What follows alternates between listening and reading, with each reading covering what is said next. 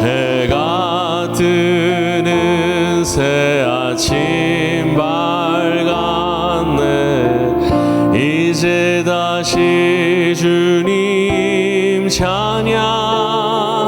무슨 일이나 어떤 일이 내게 놓여도 저녁이 올 때 나는 노래해. 송축해 내 영혼 내 영혼아. 거룩하신 이를 이전에 없었던 노래로 나 주님을 경배해. 노하기를 더디하시는 그의 크신 사랑 넘치네. 주의 선하심 내가 노래하리. 수많은 이유로 나 노래해. 송축해 내 영혼 내 영혼아. 거룩하신 이를 이전에 없었던 노래로 나 주님을 경배해. 곧 그날에 나의 힘 다하고 나의 삶의 여정 마칠 때 끝없는 찬양 드리리라.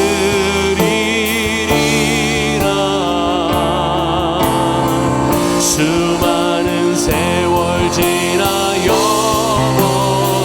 송축해 내 영혼 송축해 내 영혼 내 영혼아. 거룩하신 이를 이전에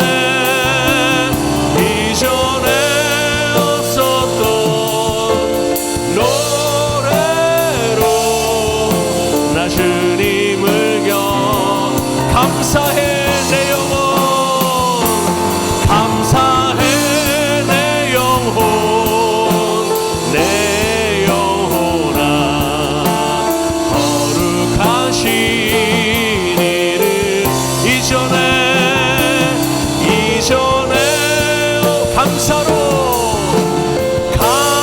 감사로 나 주님. 우리 다시 한번 고백합시다. 감사해 내 영혼 감사해 내 영혼 내 영혼아.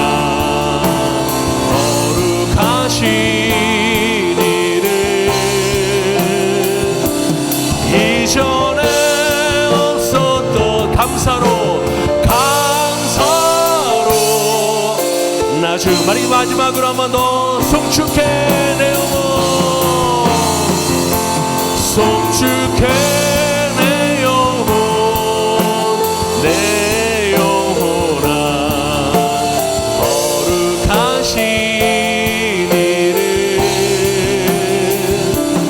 이전에 없었던 노래로 나 주님을 경배해.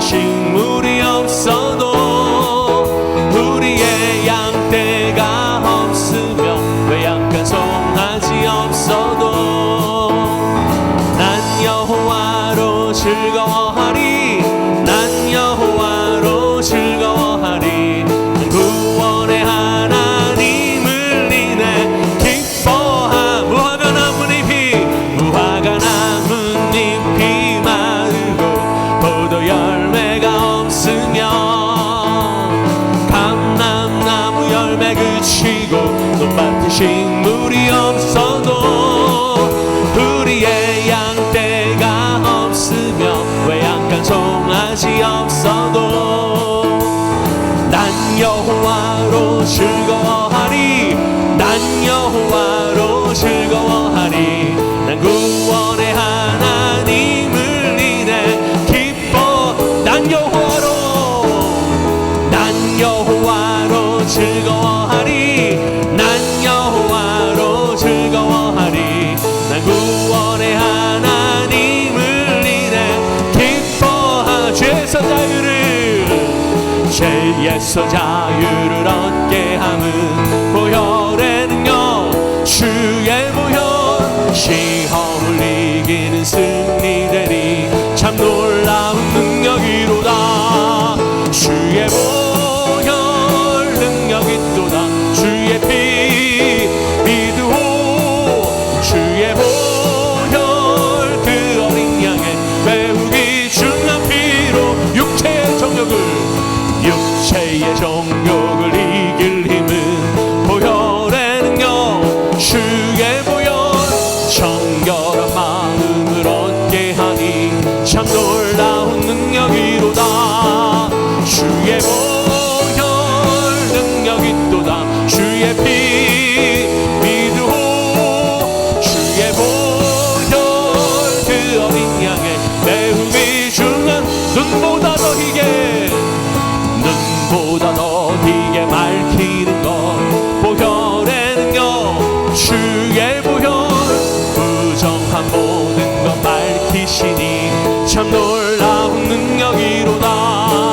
주의 보혈 능력이 있도다. 주의 피 믿으오. 주의 보혈 그 어린 양의 매우 귀중한 피. 구주의 복음을 전할 제목, 주의 복음을 전할 제목 보혈의 능력, 주의 보혈. 날마다 나에게 찬송 주니 참 놀라운 능력이로다. 주의 보혈 능력 있도다. 주의 피 믿으오. 주의 보혈 그 어린 양의 기준. 주의 보혈, 주의 보혈 능력 있도다. 주의 피 믿으오. 주의 보혈 그 어린 양의 매우 귀중한 피로다. 할렐루야. 아멘.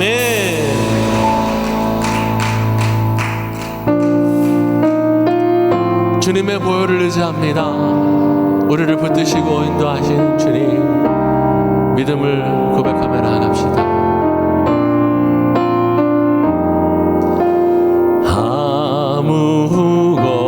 아무것도 두려워 말라.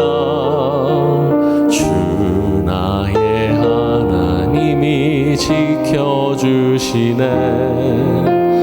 놀라지 마라. 겁내지 마라. 주님 나를 지켜주시네. 아무것도 두려워 말라. 아무것도 두려워 말라. 주 나의 하나님이 지켜주시네. 놀라지 마라.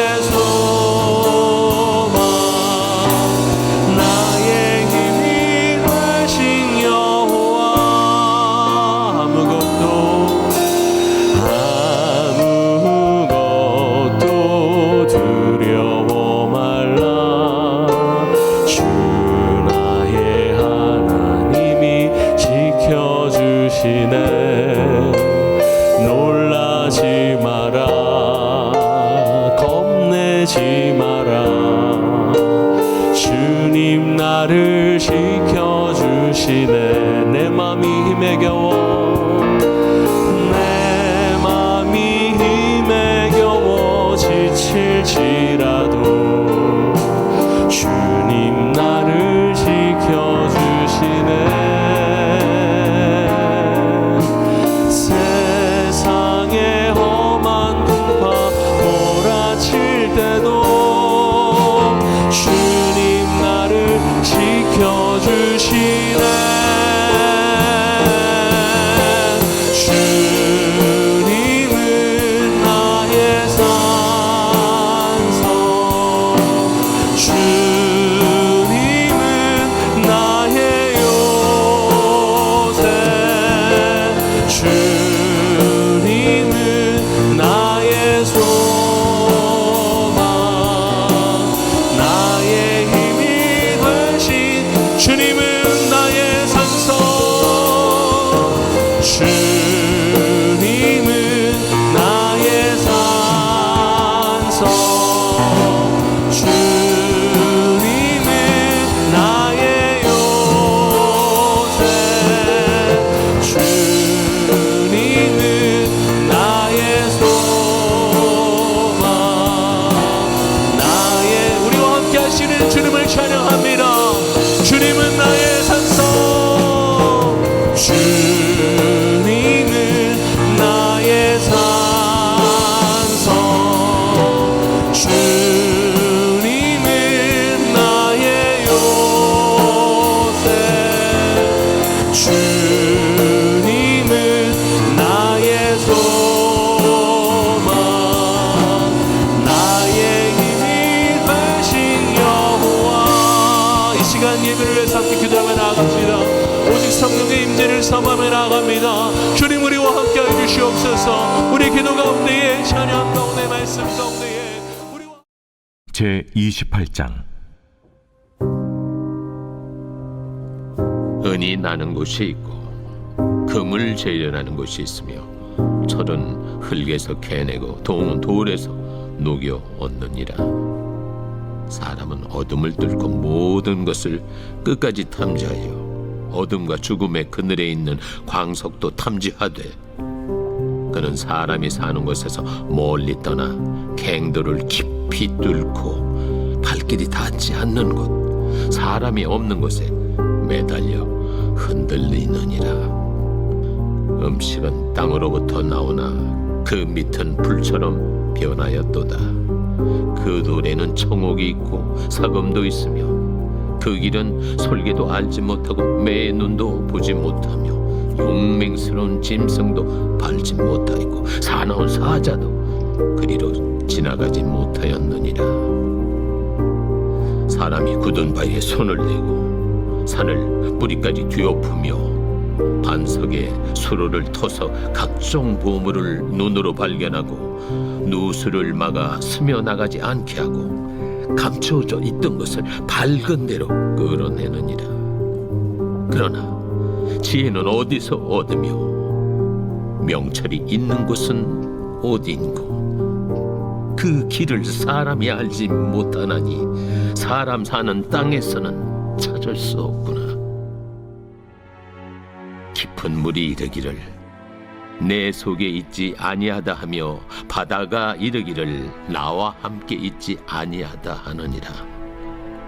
순금으로도 바꿀 수 없고 은을 달아도 그 값을 당하지 못하리니 오빌의 금이나 귀한 청옥수나 남보석으로도 그 값을 당하지 못하겠고 황금이나 수정이라도 비교할 수 없고 정금 장식품으로도 바꿀 수 없으며 진주와 벽옥으로도 비길 수 없나니 지혜의 값은 산호보다 귀하구나.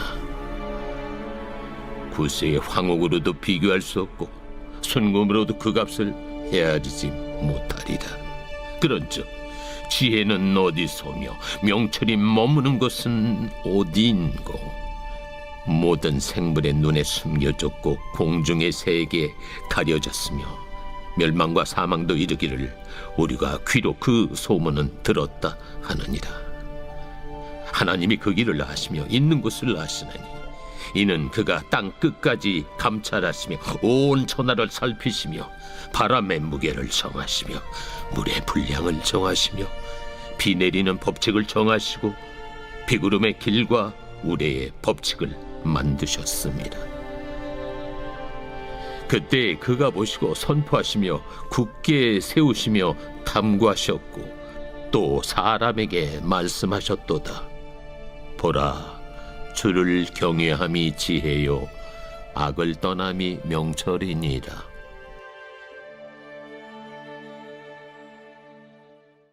할렐루야. 오늘 욥기 28장 말씀을 중심으로 지혜의 필수 요소라는 제목으로 함께 말씀을 묵상해 보겠습니다. 여러분, 욥의 세 친구와 욥이 지금까지 쭉 논쟁을 벌여왔잖아요. 그렇죠? 욥기 1장, 2장은 배경을 쭉 설명하고 욥이 모든 것을 읽는 부분이 나오고요. 3장부터 27장까지 욥과 세 친구의 논쟁이 나옵니다. 그리고 28장의 지혜에 대한 이야기가 나오고요. 29장부터 끝부분까지 독백이 나와요. 욥과 엘리후의 독백이 나오거든요. 그리고 하나님께서 이제 등장하셔서 하나님의 독백으로 그 맨 마지막에 이제 결론 부분으로 욥기가 끝나죠. 그런데 여러분, 지금까지 욥과 세 친구가 논쟁을 했어요. 근데 그 논쟁 속에 있었던 생각들이 뭐냐면 나는 지혜롭다예요. 욥의 세 친구의 이야기를 봐도 공부 많이 한 사람들이에요. 욥도 마찬가지인데요. 서로가 서로에게 대화하면서 논쟁하면서 자기가 지혜롭다는 것을 서로에게 이야기하면서 지혜로운 내 말을 뭐 하라는 거예요? 들으란 말이에요. 그래서 욥이 그 논쟁을 마무리하면서 오늘 본문에 금을 캘 때, 은을 캘 때, 사파이어 같은 귀한 보물을 캘 때 사람들은 땅을 파고 들어가서 열심히 노력한다는 거죠. 그렇죠? 왜 그렇게 위험한데 땅을 파고 들어갑니까? 그걸 찾으면 귀한 것이기 때문에 그래요. 그런데 그것보다 더 귀한 것이 있는데 지혜라는 거죠. 그런데 그 지혜는 땅을 파서 얻을 수 있는 것이 아니라는 겁니다. 그 지혜는 어디서 얻을 수 있다고 오늘 욥이 고백합니까? 12절. 그렇지만 지혜를 어디에서 찾을까? 총명은 어디에 있을까? 여러분, 어디 있어요? 지혜와 총명이 어디 있습니까? 사람은 그 가치를 알 길이 없네. 사람들이 사는 곳에서는 찾을 수가 없다네. 그러니까 지금 욥의 세 친구와 욥이 아무리 논쟁하고 그리고 그 속에서 지혜롭다 하지만 사실 그 논쟁 속에는 지혜가 없다는 것이죠. 그렇죠? 그러면 그 지혜가 어디 있습니까? 태양이 말하길 여기에 없어. 바다가 말하길 여기에도 없어. 15절. 지혜를 금으로 살 수 있겠나? 총명을 은으로 살 수 있겠나? 총명과 지혜는 오직 여호와 하나님께로부터 오는 것이죠. 그래서 여러분, 오늘 말씀의 제목이 지혜의 핵심이에요. 핵심의 필수 요소. 그러니까 여러분, 성경의 필수 요소 핵심이 뭐죠? 예수 그리스도. 예수 그리스도가 빠지면 아무것도 아니에요. 예배도 마찬가지예요. 예수 그리스도가 빠지면 아무것도 아니에요. 교회도 마찬가지예요. 그러니까 여러분, 핵심이 빠지면 더 이상 그것이 될 수 없는 거예요. 그러면 지혜가 지혜 되려면 뭐가 있어야 될까요? 오늘 본문을 통해서 하나님께서 저와 여러분에게 지혜의 필수 요소 3가지를 말씀하시는데요. 이 3가지가 없으면 이건 절대 지혜가 될 수 없어요. 첫 번째로 지혜의 필수 요소는요, 영적인 눈이에요. 여러분, 지금 욥의 세 친구가 욥기 1장, 2장을 몰라요. 욥도 몰라요. 그러니까 여러분, 지혜롭다고 하면서 계속 뭘 말하죠? 인과응보를 말해요. 사람은 죄를 지으면 뭐가 있다고? 벌이 있다고. 그러니까 지혜롭다고 생각하는 욥의 세 친구가 계속 뭘 얘기해요? 인과응보. 그래서 욥에게 계속 말하는 게 뭐예요? 네가 죄가 없는데 왜 이런 징벌이 너에게 임했느냐는 거죠. 네가 죄를 지었으니까 당연히 죄가 임한 거라는 거죠. 예. 근데 여러분, 욥의 세 친구는 지금 욥기 1장 2장에서 벌어진 일을 몰라요. 천상에서 사단이 땅을 두루 다니면서 하나님 앞에 와 욥을 참소하며, 근데 그 욥을 참소할 때에 하나님께서 먼저 욥의 이야기를 꺼내셨어요? 사단이 먼저 욥의 이야기를 꺼내셨어요? 꺼내신 게 아니라 꺼낸 거죠, 그렇죠? 하나님이 먼저 욥의 이야기를 하셨어요. 그러니까 여러분, 이 영적인 부분을 모르면요, 아무리 세상적으로 뛰어나도 그 지혜는 지혜가 아니에요. 여러분, 사울이, 바울이요, 바울 되기 전에 가말리알 문화에서 공부했어요. 가말리알 문화에서 공부하면요, 율법책을 그냥 달달달달 외워야 돼요. 그 어마어마한 율법책을. 그렇게 완벽한 교육을 받고 온전한 교육을 받고, 바리새인 중에 바리새인이요, 엘리트 중에 엘리트라고 인정받던 사울이 한 일이 뭐죠? 교회를 핍박하고 그리스도인들을 뭐 했어요? 죽였어요. 여러분, 이게 아무리 세상적으로 지식이 뛰어나도 영적으로 모르면 아무것도 모르는 거예요. 하루는 반에서 두 학생이 막 치고받고 싸워가지고 선생님이 걔네들, 야, 교무실 와! 그래서 데리고 왔어요. 그래서 니네 왜 싸웠어? 그러니까 한 녀석이, 선생님, 이 바보가요 3 곱하기 7은 20이래요. 그러니까 얘가 옆에서, 선생님, 3 곱하기 7은 20이죠? 그러는 거예요. 그러니까 선생님이, 니네 그래서 싸웠니? 예, 선생님, 제가 얼마나 답답했으면 싸웠겠어요. 그러니까, 야, 3 곱하기 7은 20이라고 하네. 넌 가. 너는 뭐라 그랬어? 3 곱하기 7 21이잖아요. 너는 저기 가서 손 들고 서 있어. 얘가요, 손 들고 서 있으면서 막 억울하고, 또 내가 틀렸나? 그러면서 또 계산을 막 하는 거예요. 여러분, 3 곱하기 7은 21입니다. 아시죠? 근데요, 1시간 동안 아무리 생각해도 21인 거예요. 그래서 너 일로 와. 너 왜 손 들고 서 있었는지 알아? 그러니까, 저는 맞았는데 왜 손 들고 서 있었죠? 선생님이 있다고. 귀에다 대고 그러는 거예요. 바보랑 싸우지 마.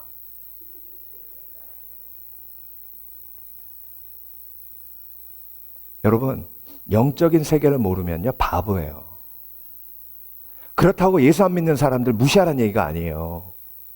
어떻게 영적인 세계를 모르는 사람들하고 영적인 세계를 아는 우리가 대화할 때 대화가 통하겠어요.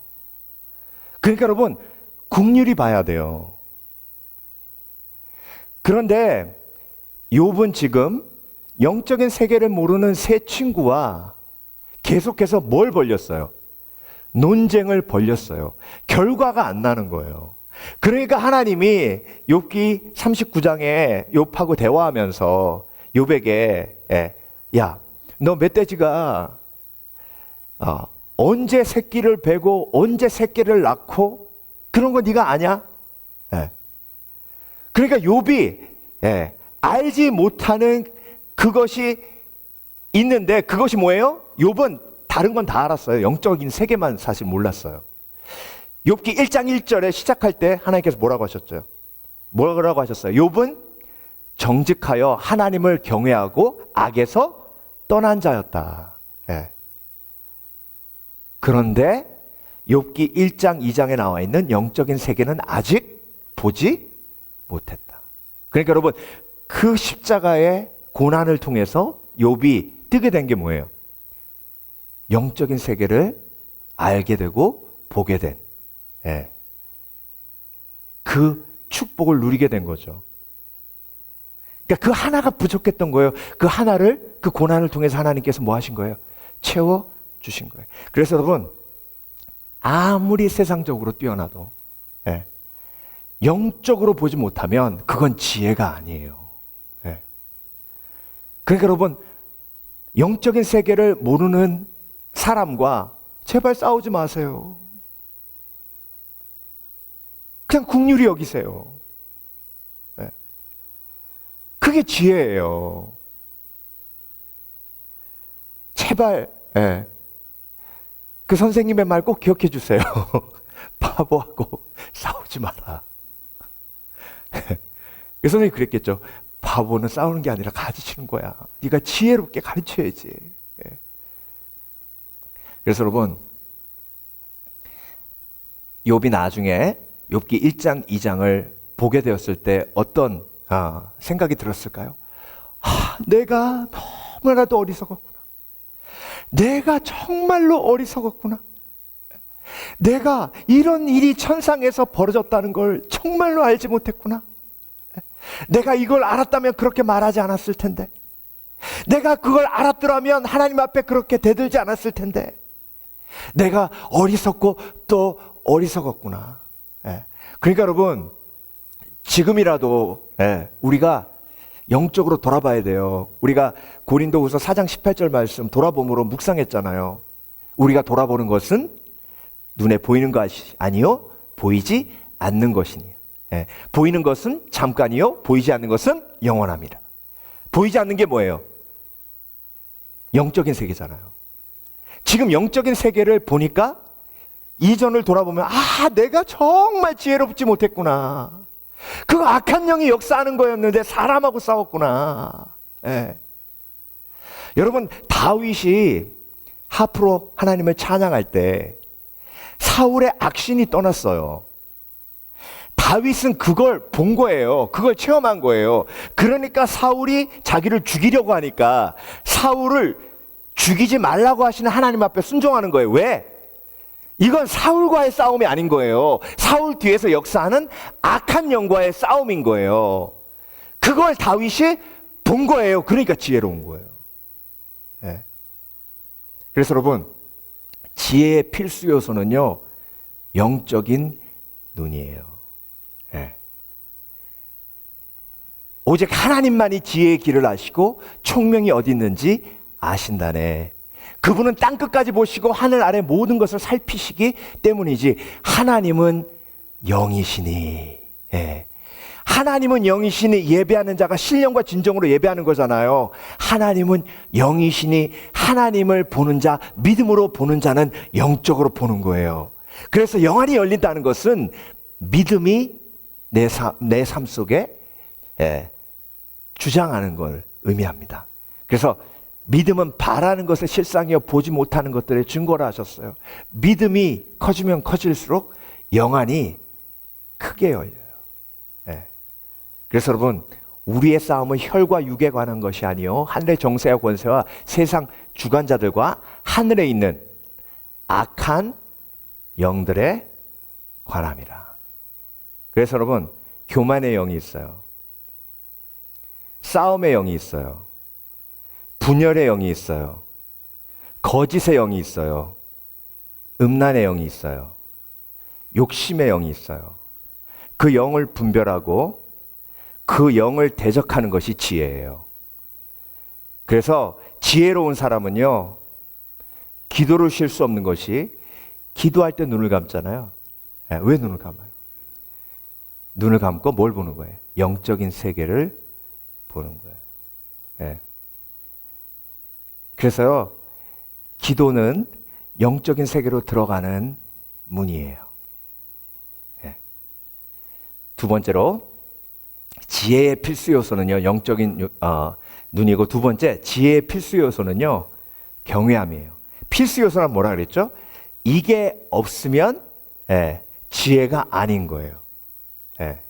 자, 경외함이 뭐냐면, 자, 28절 보겠습니다. 하나님께서 사람에게 이르시기를 주님을 경외함이. 자, 욥이 지금 욥기 1장 1절에서 욥에 대해서 설명하고 시작해요. 욥은 어떤 사람이었다고 했죠? 정직하게 행하여 하나님을 경외하고 악에서 떠난 사람이다.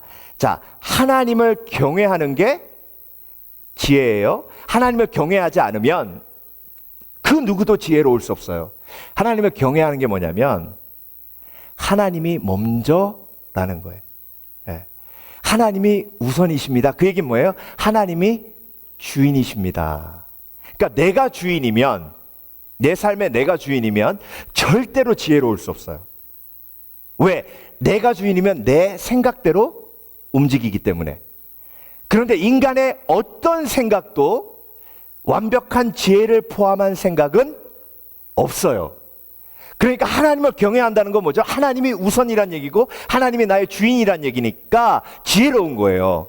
자, 경외라는 단어가 제일 먼저 나오는 게 창세기인데요. 어디에서 나오냐면 아브라함이 이삭을 바치고 번제로 드릴 때 칼을 들고 이삭을 이제 그 번제단에서 죽여야 번제로 드리잖아요. 이삭을 죽이려고 딱 할 때 하나님께서 천사를 통해서 말씀하세요. 12절 볼게요. 창세기 22장. 사자가 가라사대 그 아이에게 내 손을 대지 말라. 아무 일도 그에게 하지 말라. 내가 내 아들 내 독자라도 내가 아끼지 아니하였으니 내가 이제야 내가 하나님을 경외하는 줄을 아노라.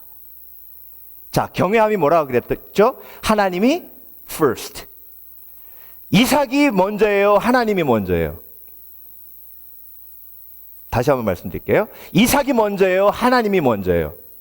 하나님이 먼저니 하나님을 경외하는 거예요. 그러니까 하나님이 책임지세요. 네. 그러니까 여러분, 지혜는요, 하나님이 우선되지 않으면 다 무너지는 거예요.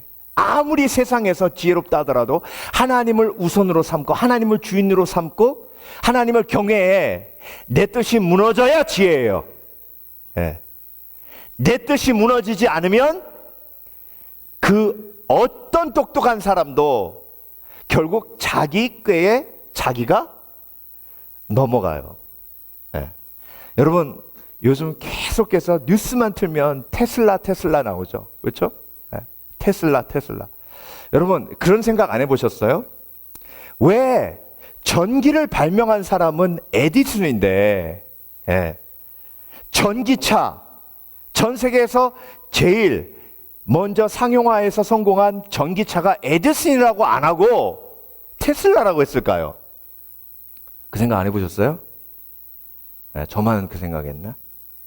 아이고, 목사님, 캘리포니아 에디슨 있잖아요. 이미 있으니까 안 한 거죠.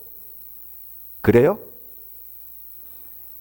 여러분, 전기를 발명한 사람은 에디슨이지만 전기를 상용화해서 산업으로 사용하게 한 사람은 니콜라 테슬라예요. 그래서 그 트럭 얼마 전에 사기 엄청나게 났었죠. 그래서 그 전기 트럭을 니콜라라고 하고 테슬라 자가용 회사 이름을 그렇게 지은 거예요.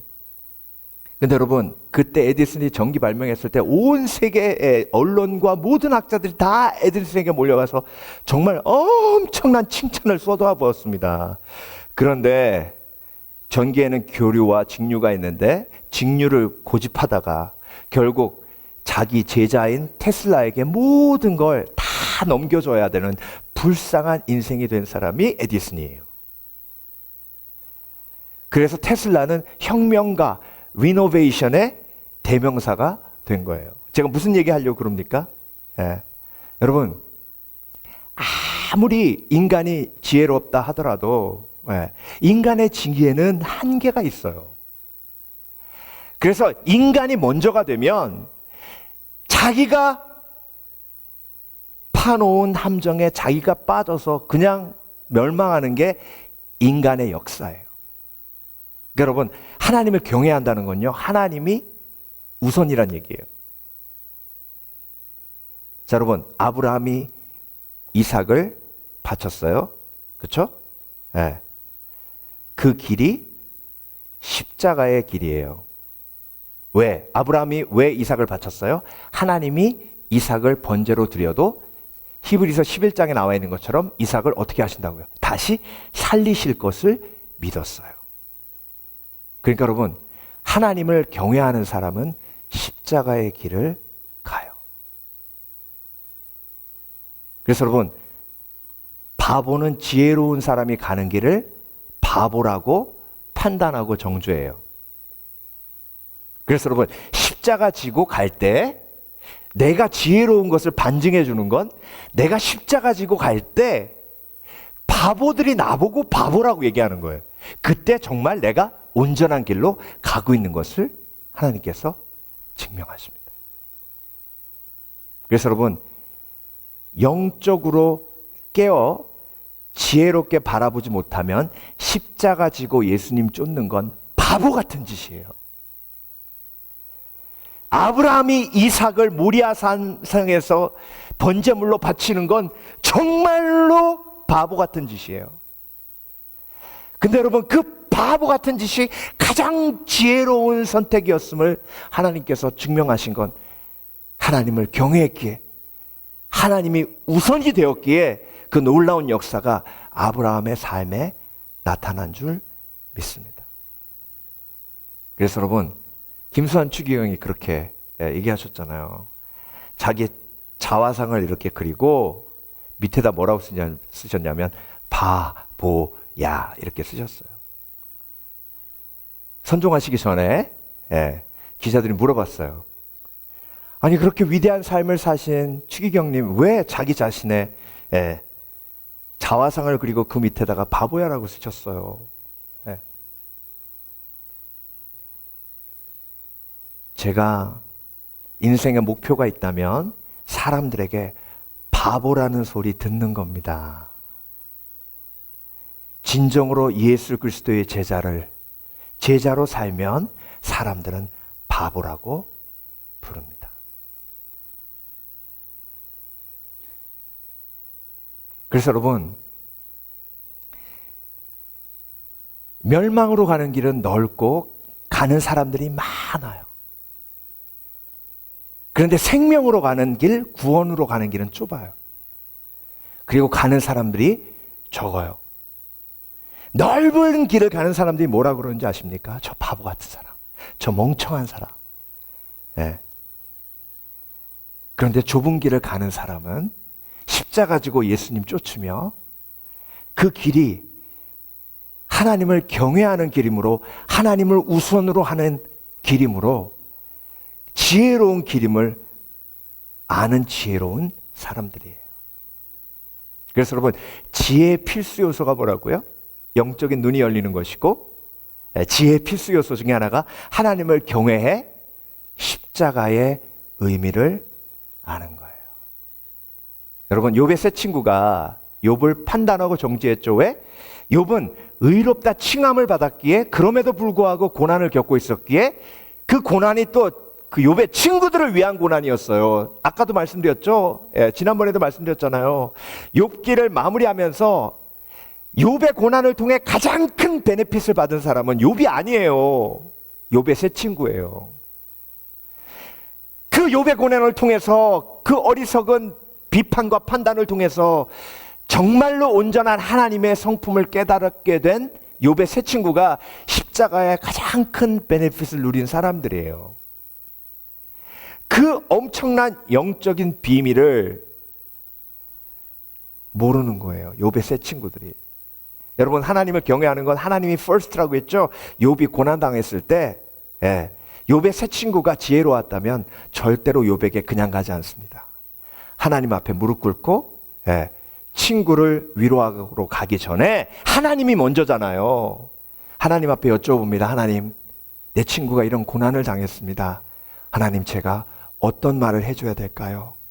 어떻게 위로해야 할까요? 하나님께 먼저 여쭤보는 게 하나님을 경외하는 거예요. 그러면 하나님이 틀림없이 세 친구에게 침묵하라, 그냥 욥과 함께 있어주라, 그렇게 말씀하셨을 거예요. 그러니까 여러분,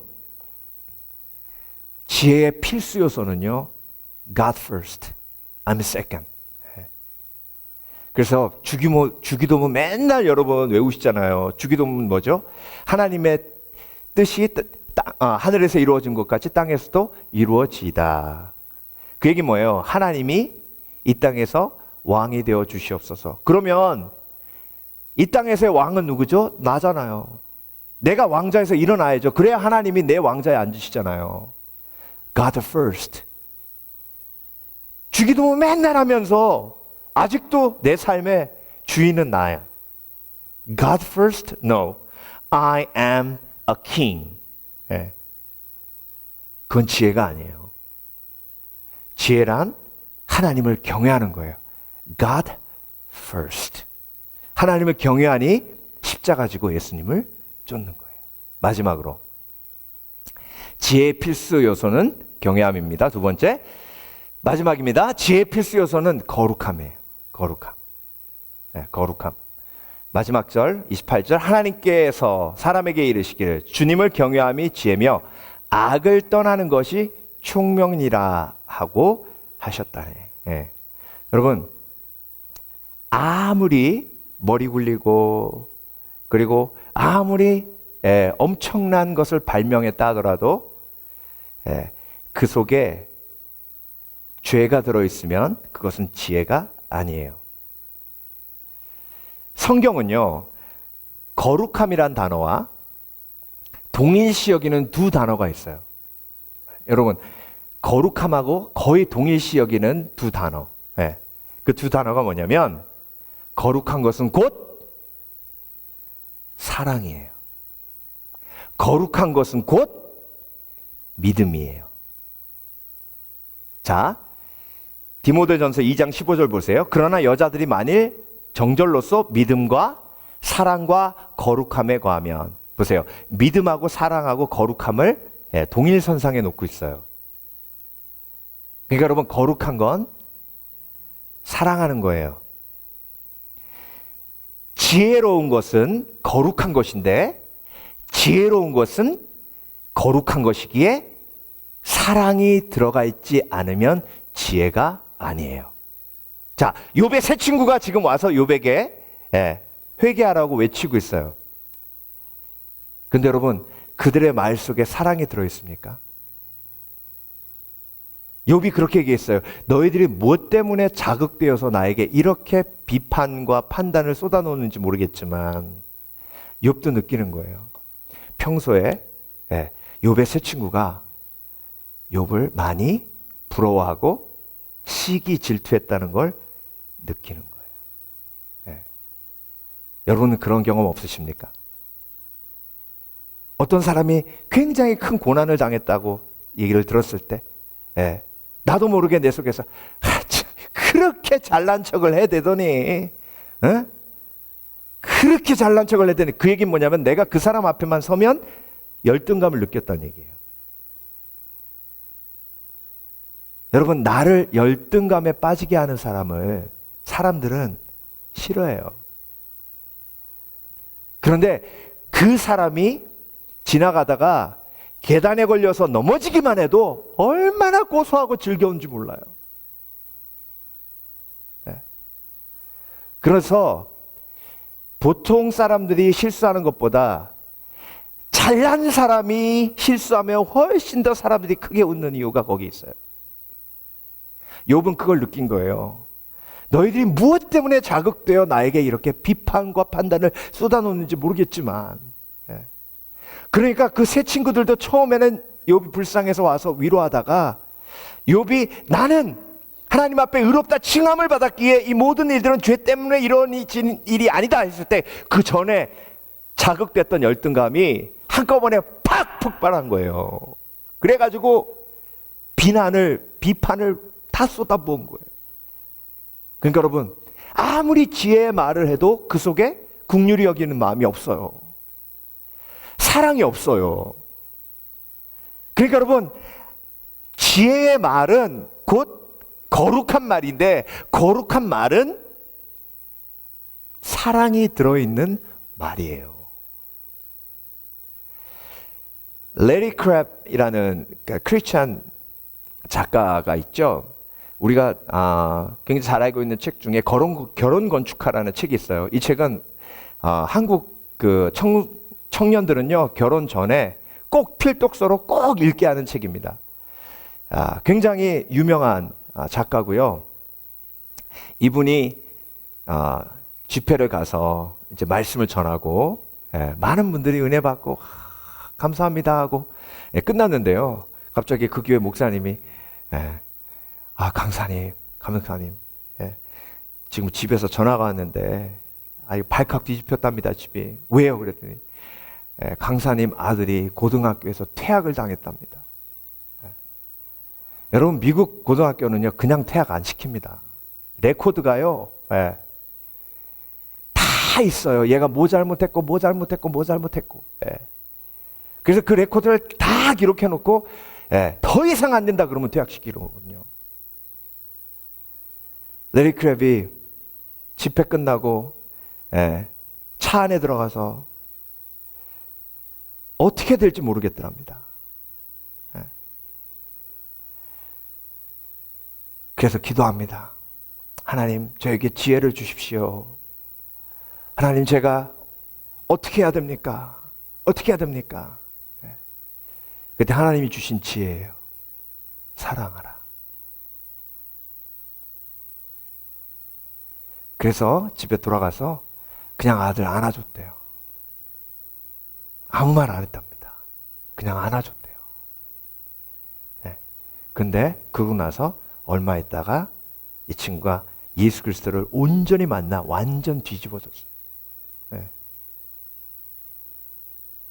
여러분, 사랑이 들어있지 않은 말은 안 하는 게 나아요. 그건 지혜가 아니에요.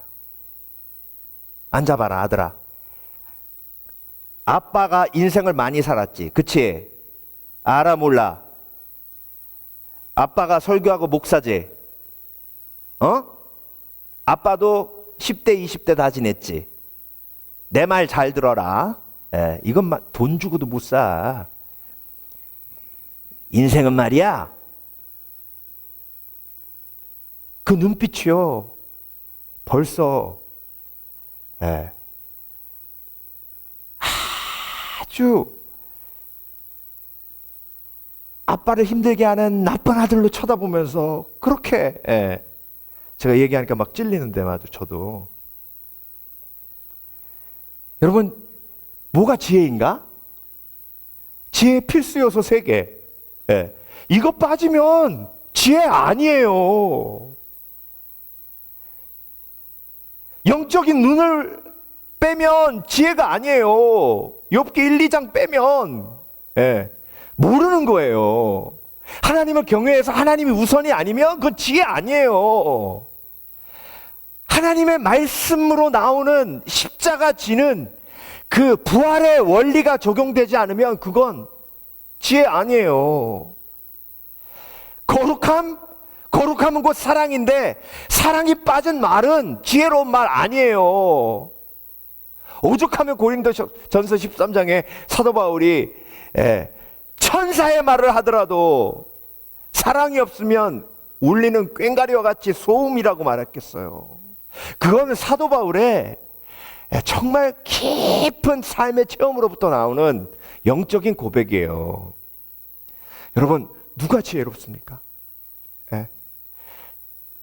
영적으로 깨어있는 자, 하나님을 경외하는 자, 그리고 하나님께 사랑을 공급받아 사랑의 말을 할 수 있는 자. 오늘도 그 사랑의 핵심, 지혜의 핵심을 깨달으셨다면 그걸 적용해야 될 줄 믿습니다. 그래서 여러분, 참된 지혜는요, 영혼을 살려요. 욥의 세 친구가 욥의 영혼을 짓밟잖아요. 그런데 정말 지혜로운 사도 바울의 지혜는 영혼을 가는 곳마다 살려요. 그 놀라운 역사가 저와 여러분에게 일어나게 하실 줄 믿습니다. 오늘도 영안을 띄워주셔서 지혜로운 그리스도인 되게 하실 줄 믿습니다. 함께 찬양하라는 영혼아 찬양하고 우리 기도하겠습니다. 찬양하라 내 영혼아